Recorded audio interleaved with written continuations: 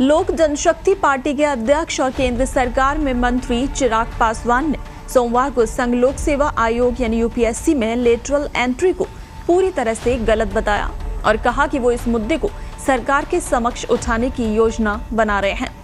आपको बता दें कि लेटरल एंट्री का विपक्ष पूरी तरह से विरोध कर रहा है और अब उसके सुर एनडीए में भी सुनाई देने लगे हैं, क्योंकि चिराग पासवान ने इसको पूरी तरह से गलत बताया है और अब इसे सरकार के सामने उठाने की भी वो प्लानिंग कर रहे हैं। संघ लोक सेवा आयोग ने 17 अगस्त को एक विज्ञापन जारी कर केंद्र सरकार के 24 मंत्रालयों में संयुक्त सचिव, निदेशक और उप सचिव के पदों पर लेटरल भर्ती के लिए प्रतिभाशाली और प्रेरित भारतीय नागरिकों के लिए आवेदन मांगे थे।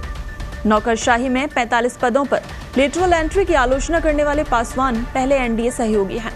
इस मुद्दे पर अपनी पार्टी के रुख को साफ करते हुए उन्होंने कहा कि एलजेपी ऐसी नियुक्तियों के बिल्कुल पक्ष में नहीं। उन्होंने कहा कि जहां भी सरकारी नियुक्तियां होती हैं वहां आरक्षण के प्रावधानों का पालन किया जाना चाहिए।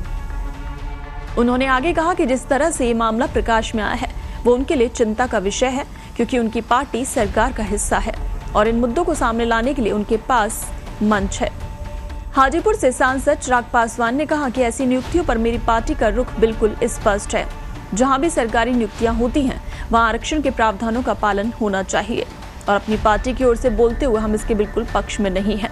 ये पूरी तरह से गलत है और मैं इस मामले को सरकार के समक्ष उठाऊंगा। इससे पहले आपको बता दें, कांग्रेस ने भी लेटरल एंट्री मुद्दे पर अपना हमला जारी रखा। लोकसभा में विपक्ष के नेता राहुल गांधी ने इसे दलितों, ओबीसी और आदिवासियों पर हमला बताया। उन्होंने कहा कि बीजेपी का राम राज्य का विकृत संस्करण संविधान को नष्ट करने और बहुजनों से आरक्षण छीनने का प्रयास करता है।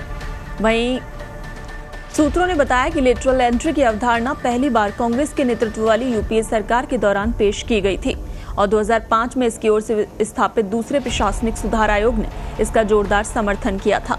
उन्होंने कहा कि सरकार ऐतिहासिक रूप से बाहरी प्रतिभाओं को अपने उच्च स्तरों पर नियुक्त कर रही है, आमतौर पर सलाहकार भूमिकाओं में, लेकिन कभी कभी प्रमुख प्रशासनिक पदों पर भी। तो आपको बता दें कि लेटरल एंट्री जिसका विरोध विपक्ष तो लगातार कर ही रहा है, लेकिन अब कहीं ना कहीं बीजेपी के लिए भी ये मुसीबत बनती जा रही है, क्योंकि एनडीए में भी अब विरोध के सुर उठने लगे हैं और मोदी के हनुमान यानी कि चिराग पासवान ने भी इसका विरोध दर्ज करा दिया है। उन्होंने साफ साफ कह दिया है कि इसे माना नहीं जाएगा और वो सरकार के समक्ष इसे लेकर बातचीत भी करेंगे।